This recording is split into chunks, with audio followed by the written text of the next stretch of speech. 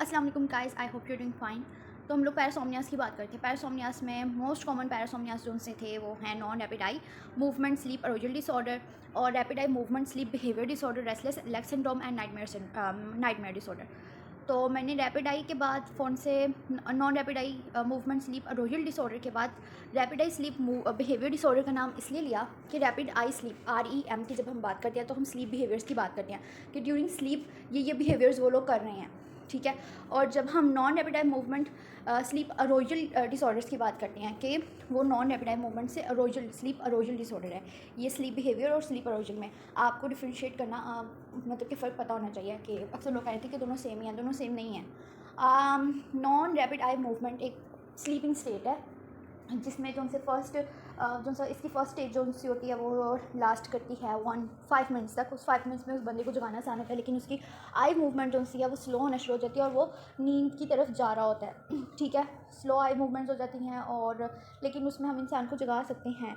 उसके बाद आती है स्टेज 2। स्टेज 2 10 to 25 मिनट्स होती है जिसमें हमारी ब्रीदिंग रेट लो हो जाती है, हमारा हार्ट रेट लो हो जाता है और ब्रीदिंग रेट और हार्ट रेट लो होने के साथ साथ हमारी आई मूवमेंट इतनी स्लो हो जाती है और हम नींद में मतलब कि तकरीबन नींद में चले गए होते हैं। और उसके बाद फिर हमारी आती है स्टेज 3 जिसमें हम डीप स्लीप में जा चुके होते हैं और ये पूरे का पूरा फेज जो उनसे तकरीबन 90 मिनट्स का होता है। और रैपिड आई मूवमेंट जो सा होता है, रैपिड आई मूवमेंट हमारे सोने के बाद 90 मिनट्स के बाद रैपिड आई मूवमेंट एक्टिव होता है और वो तकरीबन उसका एक एपिसोड 10 मिनट्स का होता है। उस 10 मिनट्स में हमें कोई भी ख्वाब आ सकता है, ठीक है।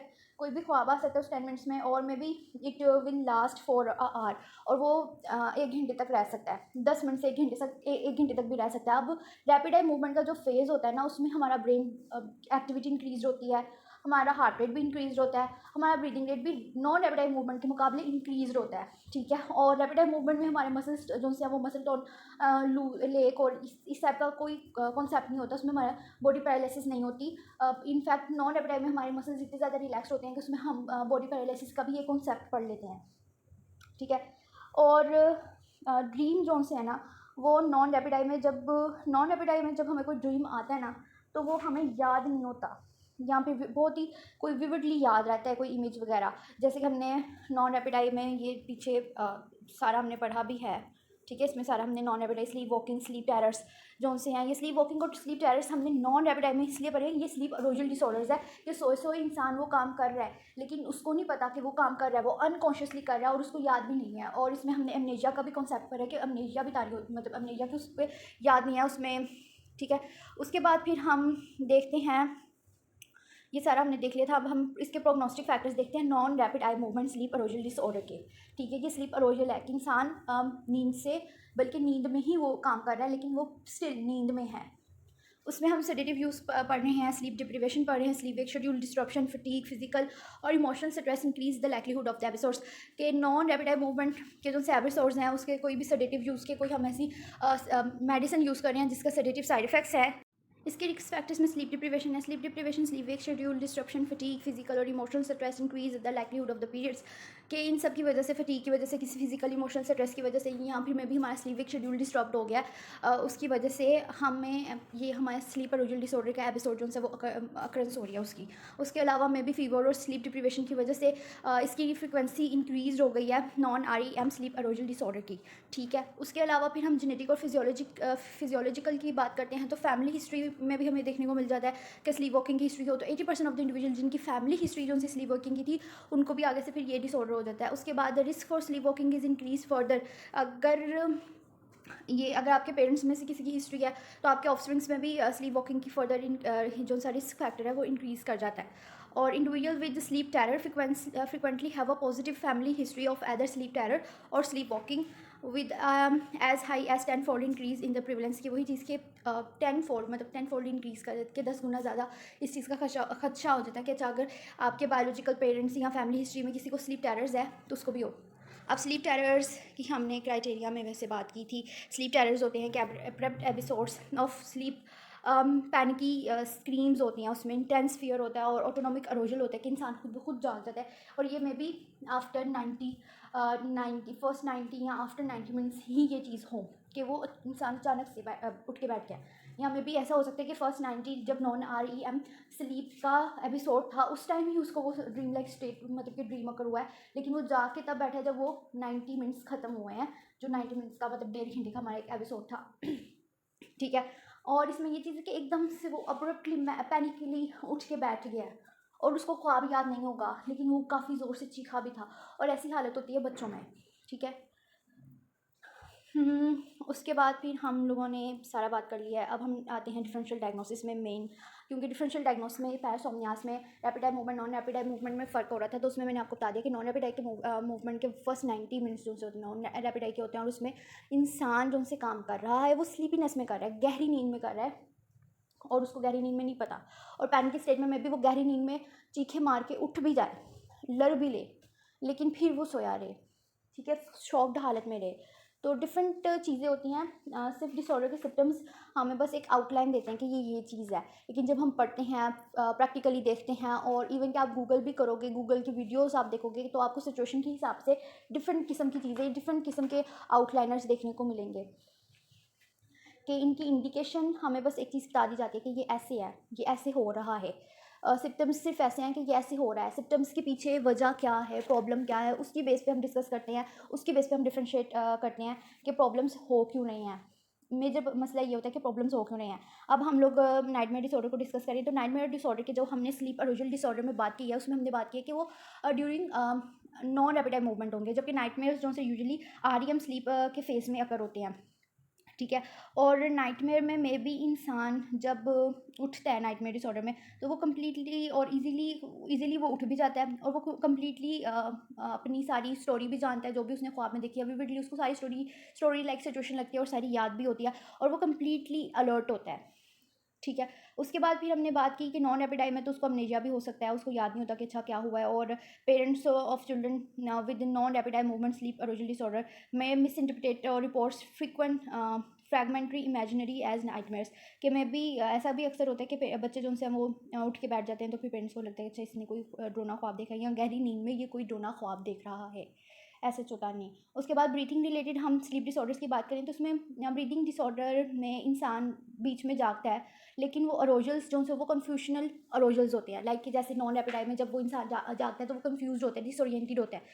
तो इसी तरह ब्रीदिंग में भी, क्योंकि ब्रीथ प्रॉब्लम्स आ रही थी, तो इस वजह से इंसान कॉन्फ्यूशनल अरोजल्स होती हैं, एमनेजिया के साथ होते हैं, और इंसान इसकी ये भी एक करेक्टरिस्टिक्स होती है कि उसमें ब्रीदिंग पॉजेज होते हैं, स्नोरिंग होती है, तो हम उसको ब्रीदिंग से और डे टाइम स्लीपीनेस भी होती है, जिसकी वजह से हम इसको डिफरेंशिएट कर लेते हैं। ठीक है। और उसमें ब्रीदिंग रिलेटेड स्लीप डिसऑर्डर्स में प्रेसिपिटेट स्लीप वॉकिंग, कि मे भी उसको ब्रीदिंग की वजह से वो स्लीप वॉकिंग की तरफ जा सकता है। ठीक है। उसके बाद हम करते हैं REM स्लीप बिहेवियर डिसऑर्डर। अब वही बात, ये स्लीप बिहेवियर डिसऑर्डर्स है, रैपिड आई मूवमेंट, और नॉन रैपिड आई मूवमेंट जो है वो अरोजल डिसऑर्डर्स है। अब यहाँ पे हम इसको डिफ्रेंशिएट करते हैं। वैसे ये काफ़ी डिफ़िकल्ट है कि हम इसको non rapid eye sleep arousal disorders से डिफ्रेंशिएट करें, लेकिन स्टिल हम करेंगे। क्यों? क्योंकि जो उनसे रैपिड आई मूवमेंट के एपिसोड्स हैं वो प्रोमिनेंट होते हैं, उसमें कॉम्प्लेक्स मूवमेंट्स होती हैं, उनमें पर्सनल इंजरी भी हो सकती है, ठीक है, नींद की वजह से। लेकिन जो उनसे नॉन रैपिड आई होते हैं वो अरोजल डिसऑर्डर्स होते हैं, उसमें जो उनसे rapid eye movement sleep behaviours होते हैं वो भी नॉन रैपिड आई में भी हो सकते हैं। ठीक है। वो नॉन रैपिड आई में भी हो सकते हैं, लेकिन रैपिड आई में क्या है कि इंसान ईजिली जाग सकता है। ठीक है। वो अपने ख्वाबों की सारी डिटेल भी दे देता है, और वो ठीक है। तो हम इसी तरह इसको करते हैं एक्ट आउट ड्रीम।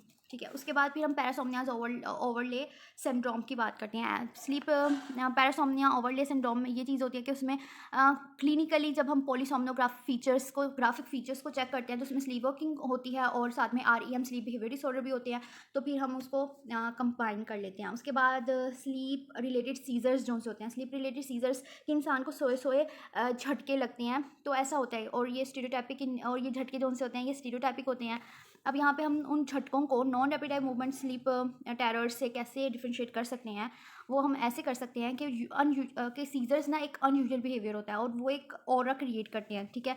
उसकी ऐसी हिस्ट्री भी रही होगी। और नॉक्टर्नल सीजर्स जो से होते हैं वो नॉन रैपिड आई मूवमेंट और रोजल के जो से जैसे वो स्टीरियोटाइपिक होता है उसी तरह के नेचर में होंगे। और ये भी एक चीज़ है कि वो मल्टीपल टाइम्स होते हैं रात को, जबकि सीजर्स जो है वो मल्टीपल टाइम नहीं होंगे। ठीक है। वो तो बस लास्ट फॉर अ सेकंड्स होता है। और ठीक है। तो हम इसको कर लेते हैं कि ये सीजर्स हैं, सीजर्स अगर हो रहे हैं उसको रात के टाइम, तो फिर हम उसको एपिलेप्सी में कंसीडर करेंगे। अगर सीजर्स नहीं हो रहे और नॉन एपेटाइट मूवमेंट की वजह से वो किसी झटके वगैरह ले रहा है बंदा, तो फिर हम उसको फिर हम स्लीप रिलेटेड सीजर्स जो उनसे वो तो एपिलेप्सी में आएंगे ना, तो हम उसको नॉन एपेटाइट स्लीप एरोजल ही कहेंगे। उसके बाद अल्कोहल। अब है alcohol induced blackouts. Alcohol induced blackouts में सबसे पहले तो उसका जो सा कॉन्शियस लेवल है ना वो बरकरार है, वो कॉन्शियस है, लेकिन वो एक्सट्रीमली कॉम्प्लेक्स बिहेवियर एग्जिबिट कर रहा है और उसकी मेमोरी जो सी है वो भी डिस्टर्ब्ड है। तो अगर हम बाय हिस्ट्री चेक कर लेंगे कि अगर बाय हिस्ट्री में भी उस अल्कोहल इंटॉक्सिकेशन से पहले क्या उसको ऐसे होता था, अगर शुरू से ही वो अल्कोहल ले रहा है तो फिर जाहिर सी बात है, फिर नॉर्मली अल्कोहल अगर हमें पता चले अच्छा वो कोई सब्सटेंस यूज़ कर रहा है या सब्सटेंस की वजह से, तो हम सब्सटेंस एसोसिएट ही कर देते हैं। ठीक है। उसके बाद associative amnesia and other dissociative food. अब इसमें ये चीज़ है एसोसिएटेड अमनेशिया और डिसोसिएटिव फूड यहाँ पे इस वजह से डिस्कस किया गया क्योंकि नॉन रेपिड आई में हमने ये बात की कि उसको वो इवेंट या वो ख्वाब या फिर वो स्लीप वॉकिंग या स्लीप टेरर उसको याद ही नहीं होता। वो तो कहते हैं मेरे साथ ऐसा कुछ भी नहीं हुआ, गहरी नींद में अच्छा खासा लड़ रहा होता है, गहरी नींद में अच्छा खासा झटके ले रहा होता है और अब नॉर्मली बिहेव कर रहा होता है, लेकिन उसके अकॉर्डिंग ऐसा कुछ हुआ ही नहीं है।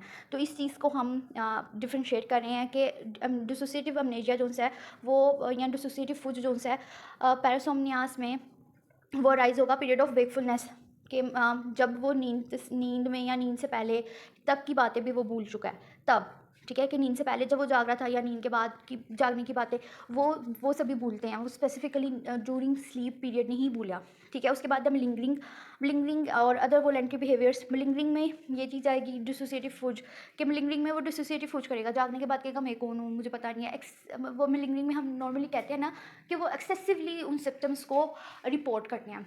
तो ये सारे सिम्टम्स तो एक हद तक होते हैं और किस हद तक होते हैं ये तो एक साइकोलॉजिस्ट को पता होता है, तो वो फिर मिलिंगरिंग इस तरह पकड़ लेगा।